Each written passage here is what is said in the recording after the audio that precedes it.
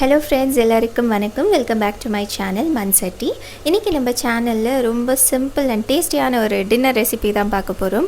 Rasam and cluster beans பொரியல். இது வந்துட்டு செம்ம காம்போ, ரொம்ப டேஸ்டியாக இருக்கும். ரொம்ப ஹெல்த்தியான ஒரு ரெசிபி. டின்னருக்கு என்ன செய்கிறதுன்னு நீங்கள் கன்ஃபியூஸ்டாக இருந்தீங்கன்னா கண்டிப்பாக இந்த ரெசிபியை வீட்டில் ட்ரை பண்ணி பாருங்கள். இப்போ இந்த ரெசிபி எப்படி செய்கிறதுன்னு பார்க்கலாம். ஆக்சுவலாக இன்றைக்கி இந்த 2 ரெசிபியுமே அம்மா தான் செய்ய போகிறாங்க. ஜஸ்ட் நான் வீடியோ ஷூட் பண்ணிவிட்டு அப்படியே போஸ்ட் பண்ண போகிறேன். இந்த கிளஸ்டர் பீன்ஸ் வச்சு தான் நம்ம இன்றைக்கி பொரியல் செய்ய போகிறோம். தமிழில் பேர் தெரியல எனக்கு. அம்மா வந்த உடனே உங்களுக்கு கேட்டு சொல்கிறேன். அம்மா கடைக்கு போயிருக்காங்க ஆக்சுவலி. ஸோ இது வந்துட்டு இந்த மாதிரி குட்டி பீசஸாக உடச்சி வச்சுக்கோங்க. இது வந்துட்டு நம்ம இப்போ ஃபஸ்ட்டு தண்ணியில் ஒரு வாட்டி வேக வச்சு எடுத்துக்கணும். பொரியல் அப்படியே சேர்த்தோன்னா வேகாது. ஸோ அதனால் நம்ம இது வேக வச்சு எடுத்துக்கலாம். அம்மா வந்துட்டு கடைக்கு போயிட்டு வர்றதுக்குள்ளே கடலக்கொட்டை ஃப்ரை பண்ணி வைக்க சொன்னாங்க பொரியலுக்காக. ஒரு 1/2 கப் அளவுக்கு நான் கடலக்கொட்டை எடுத்திருக்கேன். அது ஃப்ரை பண்ணி எடுத்துக்கலாம். இது வந்துட்டு ரொம்ப தீச்சிடாதீங்க. ஜஸ்ட் ஒரு 2 to 3 மினிட்ஸ்க்கு நம்ம மீடியம் ஹீட்டில் ஃப்ரை பண்ணி எடுத்துக்கலாம். இந்த பொரியலுக்கு இந்த கடலக்கொட்டை வந்துட்டு பவுடர் பண்ணி போட்டால் தான் டேஸ்ட் சூப்பராக இருக்கும். அம்மா அடிக்கடி வீட்டில் செய்வாங்க. எனக்கு ரொம்ப பிடிச்ச ரெசிபி இது.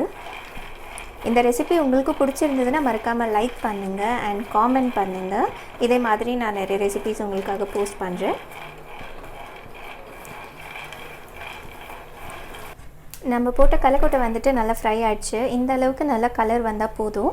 இதை அரைக்கிறதுக்கு முன்னாடி நல்லா ஆறணும் இல்லையா? ஸோ நம்ம இது சைடில் எடுத்து வச்சிடலாம். கடலக்கொட்டை ஃப்ரை பண்ணுறதுக்குள்ளே தண்ணி வந்துட்டு நல்லா கொதிச்சிருச்சு. இப்போ நம்ம இதில் அந்த காய் போட்டுடலாம். அம்மா வந்துட்டு கடைக்கு போயிருந்தாங்கல்ல, வந்துட்டாங்க. பேபி, இந்த காய்க்கு என்ன சொல்லுவாங்க? கொத்தவரங்காய். ஓகே, இது பேர் கொத்தவரங்காய். இங்கிலீஷில் வந்துட்டு கிளஸ்டர் பீன்ஸ்ன்னு சொல்லுவாங்க.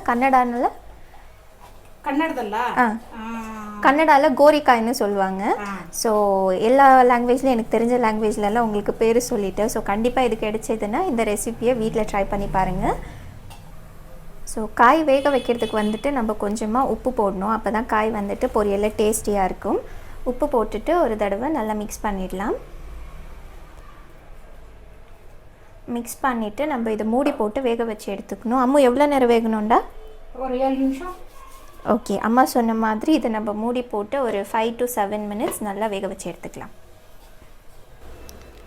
ஸோ நம்ம ரசம் வந்துட்டு எப்படி ரெடி பண்ணுறதுன்னு பார்க்கலாம். காய் வேகிறதுக்குள்ளே நான் இதை வீடியோ எடுக்க மறந்துட்டேன் ஆக்சுவலி. அம்மா வந்துட்டு 8 தக்காளி அண்ட் கொஞ்சமாக புளி வந்துட்டு வேக வச்சு எடுத்து வச்சுருக்காங்க. கொஞ்சமாக தண்ணி ஊற்றி அதில் 8 டொமேட்டோ அண்ட் கொஞ்சமாக புளி சேர்த்து ஒரு 5 to 6 மினிட்ஸ் நல்லா வேக வச்சுருங்க. வெந்ததுக்கப்புறம் இது ஒரு 10 to 15 மினிட்ஸ் நல்லா ஆறணும். ஏன்னா நம்ம இந்த டொமேட்டோவும் புளியும் சேர்த்து நல்லா அரைச்சி எடுத்துக்க போகிறோம். இப்போ நம்ம தண்ணி வந்துட்டு இதை தனியாக எடுத்து வச்சிடலாம். ஜஸ்ட் டொமேட்டோ அண்ட் டேம்ரின் ரெண்டுமே போட்டு அரைச்சி எடுத்துக்கலாம். இப்போது நம்ம வேக வச்ச டொமேட்டோவும் புளியும் ரெண்டும் சேர்த்து நம்ம ஜாரில் போட்டு அரைச்சிக்கலாம். இந்த தண்ணி வந்துட்டு எடுத்து ஊற்றாதீங்க, ரசத்துக்கு அப்புறமா நம்மளுக்கு தேவைப்படும். அரைக்கக்குள்ளே தண்ணி சேர்த்துட்டோன்னா நல்லா அரைக்க முடியாது. அதனால தான் நான் தண்ணியாக எடுத்துகிட்டு அரைக்க போகிறோம். எல்லாமே ஜாரில் சேர்த்தாச்சு. இது ஒரு ஜஸ்ட் ஒரு 10 செகண்ட்ஸ்க்கு அரைச்சி எடுத்துக்கோங்க. ரொம்ப பேஸ்ட் மாதிரி வேண்டாம், கொஞ்சம் தரியாக நம்ம இதை அரைச்சி எடுத்துக்கலாம். பாருங்கள், தக்காளி புளி ரெண்டுமே இந்த மாதிரி அரைச்சி எடுத்தாச்சு. நல்ல பேஸ்ட் மாதிரி இல்லாமல் இந்த மாதிரி தரியாக அரைச்சி எடுத்துக்கோங்க. இப்போ நம்ம ரசம் எப்படி பண்ணுறதுன்னு பார்க்கலாம். ரசம் வைக்கிறதுக்கு முன்னாடி ரசம்க்கு தேவையான பவுடர் அரைச்சி எடுத்துக்கலாம். அதுக்கு ஜாரில் 1 டீஸ்பூன் அளவுக்கு ஜீரா ஆட் பண்ணிக்கலாம். அது கூடவே 1/4 டீஸ்பூன் அளவுக்கு வெந்தயம், 3/4 டீஸ்பூன் அளவுக்கு black pepper, 8 to 10 cloves of garlic add பண்ணிக்கோங்க. அது கூடவே கொஞ்சமாக கருவேப்பிலை, 3 காஷ்மீரி சில்லி ஆட் பண்ணிக்கலாம் அண்ட் ஒரு காஞ்ச மிளகா. இதெல்லாம் போட்டு அரைச்சிட்டு ரசம் செஞ்சால் தான் ரசம் வந்துட்டு சூப்பராக இருக்கும். இதை வந்துட்டு நம்ம இப்போ பவுடர் மாதிரி அரைச்சி எடுத்துக்கலாம். ஹோம்மேட் ரசம் பவுடர் ரெடி ஆயிடுச்சு. இது இந்த அளவுக்கு தான் அரைக்க முடியும். ஸோ இந்த மாதிரி அரைச்சி எடுத்துக்கோங்க. இது இப்போ நம்ம சைடில் எடுத்து வச்சிடலாம். ரசம் பவுடர் வந்துட்டு அரைச்சி எடுத்து வச்சாச்சு. இப்போ நம்ம பொரியலுக்கு தேவையான கடலக்கொட்டை கூட இப்போவே அரைச்சி எடுத்துக்கலாம். நம்ம ஆல்ரெடி வறுத்து வச்சோம் இல்லையா, அது நல்லா ஆறிடுச்சு. அதை நம்ம ரசம் பவுடர் அரைச்ச ஜார்லேயே சேர்த்துக்கலாம். இது வந்துட்டு ரொம்ப பவுடர் மாதிரி அரைக்காதீங்க. இது கூட ஜஸ்ட் கொஞ்சம் தரியாக அரைச்சி எடுத்துக்கலாம். ரொம்ப பவுடர் மாதிரி அரைச்சிட்டிங்கன்னா பொரியல் வந்துட்டு டேஸ்ட் அவ்வளோவா நல்லா இருக்காது. பாருங்கள், கடலக்கொட்டை வந்துட்டு இந்த அளவுக்கு பவுடர் பண்ணால் போதும். இப்போ இதையும் நம்ம சைடில் எடுத்து வச்சிடலாம். இப்போது ரசம் அண்ட் பொரியல் ரெண்டுமே எப்படி தாளிக்கிறதுன்னு பார்க்கலாம். நம்ம போட்ட காய் வந்துட்டு நல்லா வெந்துருச்சு. உங்களுக்கு பார்த்தாலே தெரியும், கலர் கூட சேஞ்ச் ஆகிருக்கு. ஒரு 7 மினிட்ஸ்க்கு மீடியம் ஹீட்டில் நல்லா வேக வச்சுருக்குது. இப்போ நம்ம இதை தண்ணியிலேருந்து தனியாக எடுத்து வச்சிடலாம். ஃபஸ்ட்டு இப்போ நம்ம ரசம் வந்துட்டு தாளித்து விட்டுடலாம். அதுக்கு ஒரு பாத்திரத்தில் ஒரு 5லேருந்து 6 டீஸ்பூன் அளவுக்கு ஆயில் சேர்த்துக்கோங்க. எண்ணெய் வந்துட்டு நல்லா காஞ்சிடுச்சு. இப்போ இது கூட நம்ம கடுகு சீரகம் மிக்ஸ் சேர்த்துக்கலாம். ஒரு 1 டீஸ்பூன் அளவுக்கு நான் ஆட் பண்ணியிருக்கேன். நல்லா வெடிக்குது. இந்த டைமில் ஒரு பாதி ஆனியன் வந்துட்டு குட்டி குட்டியாக கட் பண்ணி ஆட் பண்ணிக்கோங்க. அது கூடவே கொஞ்சமாக கருவேப்பிலை.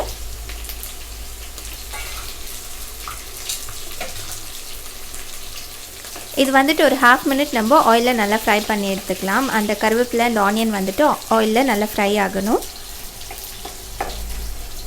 ஆனியன் அண்ட் கருவேப்பிலை வந்துட்டு நல்லா வெந்துடுச்சு ஆயிலில். இது கூட நம்ம ஒரு 1/4 டீஸ்பூன் அளவுக்கு மஞ்சள் பொடி சேர்த்துக்கலாம். அண்ட் நம்ம அரைச்சி வச்சோம் இல்லையா அந்த ரசம் பவுடர், அதையும் நம்ம இது கூடவே சேர்த்துக்கலாம். ஆயிலில் நல்லா ஃப்ரை பண்ணாதான் ரசமோட டேஸ்ட் வந்துட்டு நல்லாயிருக்கும். அண்ட் இந்த ரசமுக்கு தேவையான உப்பு, இது எல்லாத்தையும் ஒரு நிமிஷத்துக்கு நம்ம இந்த ஆயிலில் நல்லா ஃப்ரை பண்ணி எடுத்துக்கணும். மீடியம் ஹீட்டில் ஃப்ரை பண்ணுங்க. ஹை ஃப்ளேமில் வச்சு நீங்கள் ஃப்ரை பண்ணிங்கன்னா தீஞ்சிடும். அப்புறம் ரசம் வந்துட்டு நல்லா இருக்காது.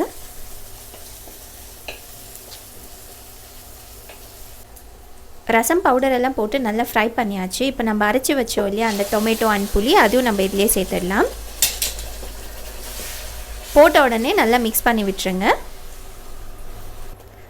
டொமேட்டோ பேஸ்ட் போட்டு நல்லா மிக்ஸ் பண்ணியாச்சு ஒரு தடவை. இப்போ நம்ம இந்த ரசமுக்கு தேவையான அளவுக்கு தண்ணி சேர்த்துக்கலாம்.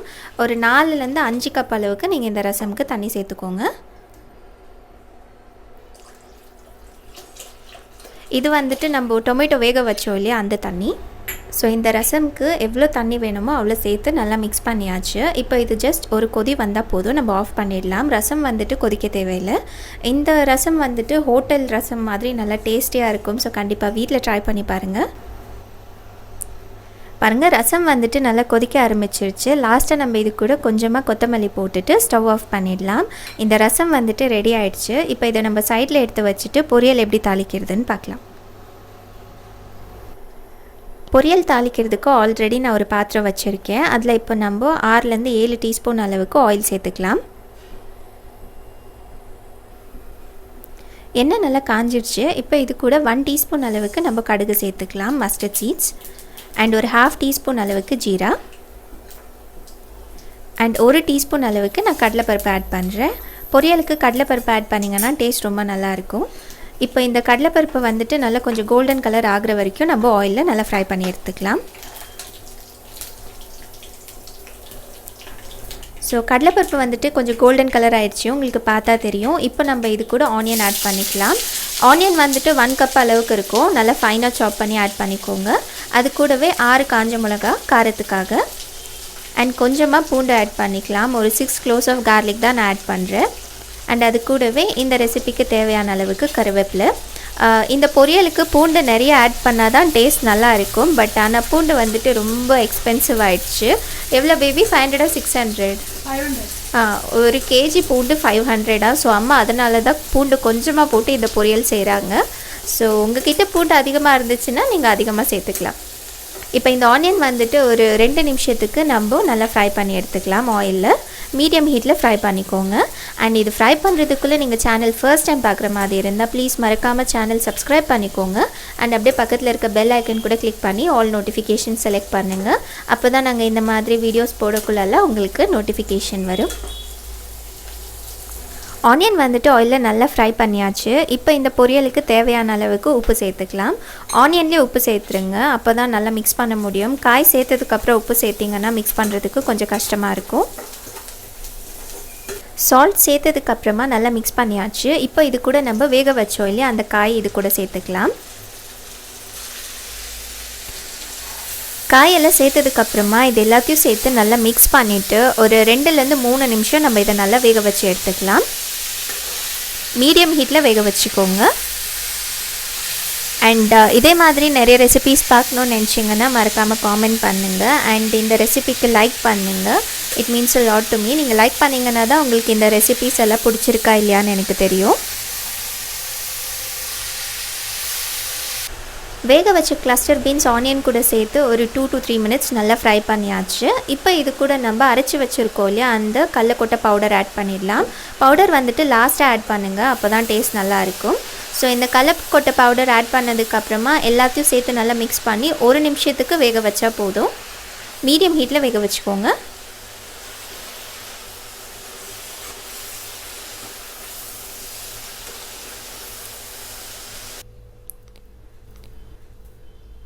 பாருங்கள், இந்த கொத்தவரங்காய் பொரியல் வந்துட்டு சூப்பராக ரெடி ஆகிடுச்சு. லாஸ்ட்டாக நம்ம இது மேலே கொஞ்சமாக கொத்தமல்லி போட்டுட்டு ஸ்டவ்லேருந்து இறக்கிடலாம். பாருங்கள், ஜஸ்ட் அண்டர் 30 மினிட்ஸ்க்குள்ளே ஹெல்த்தியான டின்னர் ரெடி ஆகிடுச்சு. இது நீங்கள் ஒயிட் ரைஸ் கூட வச்சு சாப்பிட்டிங்கன்னா செம்மையாக இருக்கும். ரசம் அண்ட் இந்த பொரியல் வந்துட்டு சூப்பரான காம்போ. ஸோ கண்டிப்பாக வீட்டில் ட்ரை பண்ணி பாருங்கள். இதே மாதிரி நிறைய ரெசிபீஸ் பார்க்கணுன்னு நினச்சிங்கன்னா மறக்காமல் சேனல் சப்ஸ்கிரைப் பண்ணிவிட்டு இந்த ரெசிபி பிடிச்சிருந்ததுன்னா லைக் பண்ணுங்கள் அண்ட் காமெண்ட் பண்ணுங்கள். இதே மாதிரி வேறு ஒரு ஈஸியான ரெசிபியோட பார்க்கலாம். Until then take care.